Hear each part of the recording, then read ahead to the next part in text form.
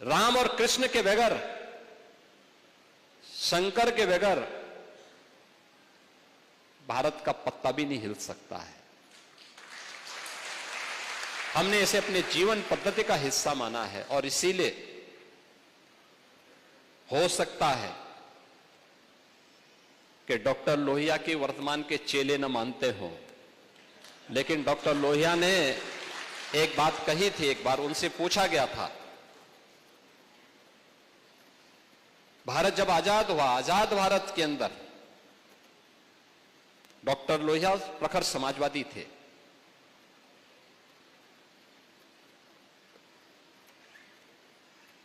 कांग्रेस के कट्टर विरोधी थे, स्वतंत्रता संग्राम सेनानी भी थे।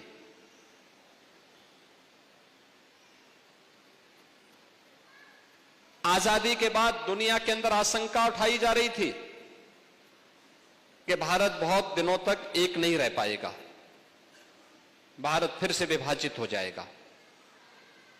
उनसे जब पूछा गया कि लोहिया जी बताइए, भारत कब तक एक रहेगा और क्या भारत एक रह पाएगा? उन्होंने कहा, यह प्रश्न भारत पे नहीं उठने चाहिए। लोगों ने कहा, दुनिया ये बोल रही है। उन्होंने कहा, दुनिया अभी भारत को समझ नहीं पाई है। जब तक भारत के अंदर राम, कृष्ण और भगवान शंकर की पूजा होती है, वो रहेगी, तब तक भारत का कोई बाल बांका नहीं कर पाएगा।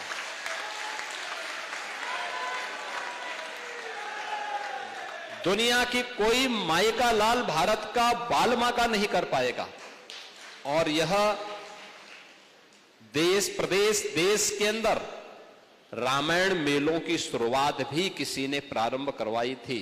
याद रखना, संत तुलसीदास जी ने रामलीलाओं का प्रचलन उत्तर भारत में करवाया था, रामलीलाओं का। और रामायण मेले का प्रचलन शुरू किया था डॉक्टर लोहिया ने।